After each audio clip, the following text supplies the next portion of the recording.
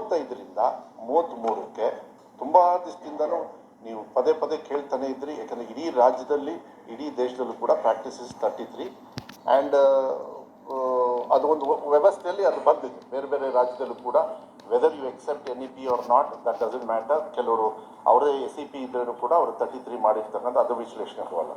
ನಾನು ಇದನ್ನು ಪಬ್ಲಿಕ್ ಡೊಮೈನಿಗೆ ಹಾಕಿದ್ವಿ. ನಾವು ಪಬ್ಲಿಕ್ ಡೊಮೈನಿಗೆ ಹಾಕಿದಾಗ ನಾವು ಒಂದು 15 ದಿವಸ ಅಂತ ಹೇಳಿದ್ವಿ, ಬಟ್ ಇನ್ನೊಂದು ಸ್ವಲ್ಪ ದಿವಸ ಕಾಯಿರಿ ಎಂದು 30 ದಿವಸ ನಾವು ಟೈಮನ್ನು ಕೊಟ್ಟಿದ್ವಿ.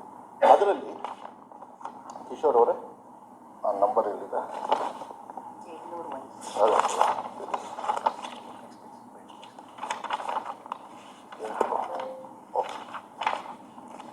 ಓಕೆ, SSLC ಮತ್ತು PUC ಪರೀಕ್ಷೆ ಪಾಸ್ ಆಗ್ತಕ್ಕಂಥ ನಾವು ಒಂದು ಪಬ್ಲಿಕ್ ಒಪಿನಿಯನ್ ಎಲ್ಲ ತಗೊಂಡಾಗ 33 ಪರವಾಗಿ 701 ಬಂತು.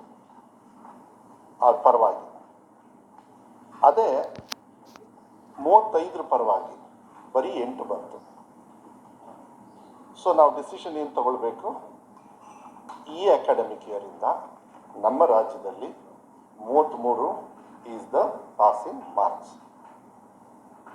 ಅದನ್ನು ಜಿಯೋ ಐ ಥಿಂಕ್ ಈಗಾಗಲೇ ಹೊಡಿಸಿದಾರೋ ಇಲ್ಲ ಬೆಳಗ್ಗೆ ಇವತ್ತು ಹೊಡಿಸ್ತಾರೋ, ಅದನ್ನು ಈ ವರ್ಷದಿಂದ 33. ಮತ್ತು ಇದೆಲ್ಲ ಸೇಮೆ. ಅದು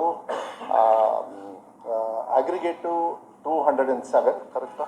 ನಾನು ಕರೆಕ್ಟಾಗಿ ಹೇಳಿದೆ 206 ಒಂದು ಜಾಸ್ತಿ ಹೇಳಿದೆ. ಓಕೆ, 206 ಯಾವುದಾದ್ರೂ ಸಬ್ಜೆಕ್ಟಲ್ಲಿ 30 ಮೇಲೆ ಇದ್ರೂ ಕೂಡ 30 ಇದ್ರೂ ಕೂಡ ಅದು ಕೂಡ ಪಾಸ್ ಅಂತ ಕನ್ಸಿಡರ್ ಮಾಡ್ತೀವಿ.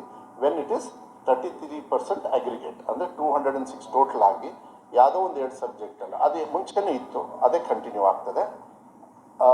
SSLCಯಲ್ಲೂ ಕೂಡ